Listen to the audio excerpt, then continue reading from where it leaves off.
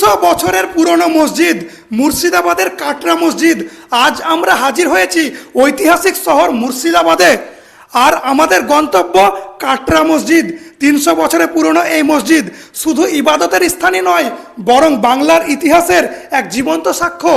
1723 খ্রিস্টাব্দে এই মসজিদের নির্মাণ কাজ শুরু করেন বাংলার প্রথম নবাব মুর্শিদ কুলি খাঁ। আশ্চর্যের বিষয় হলো মসজিদের নিচে রয়েছে তার কবরস্থান। তিনি চেয়েছিলেন যেন মৃত্যুর পর নামাজরত মানুষদের পদচিহ্ন নিচে থাকেন।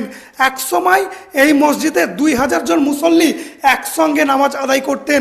চারপাশে যে মিনারগুলো আছে সেগুলো ছিল একসময় সৈন্যদের নজরদারির জন্য ব্যবহৃত। কাটরা মসজিদের ডিজাইন সত্যি অসাধারণ। লাল ইট আর চুন সুরকির মিশ্রণে নির্মিত। এই মসজিদে আছে এক বিশাল উঠোন এবং চারপাশ ঘিরে ছোট ছোট কক্ষ, যেগুলো আগে মাদ্রাসা হিসেবে ব্যবহৃত হতো। মসজিদের মূল ভবনে ছিল 5টি গম্বুজ আর 2টি উচ্চ মিনার, যেখান থেকে একসময় গোটা শহর দেখা যেত। যদিও একটি মিনার ধসে পড়েছে, তবুও আরেকটি আজও দাঁড়িয়ে আছে বাংলার গৌরব নিয়ে। আপনি যদি ইতিহাসের খোঁজে থাকেন তাহলে কাটরা মসজিদ একবার ঘুরে আসতেই হবে।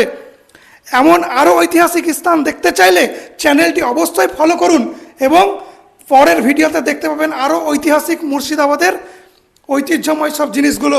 তো দেখা হবে পরের একটি ব্লগে। তো আমি একটাই কথা বলবো, যেখানে আমি দাঁড়িয়ে আছি সেগুলো একদম ছোট ছোট একটা ইট দিয়ে তৈরি এই ছোট ছোট কক্ষগুলো। এটা দেখতে এতটাই সুন্দর যেটা আপনাকে মনোমুগ্ধকর করে তুলবে।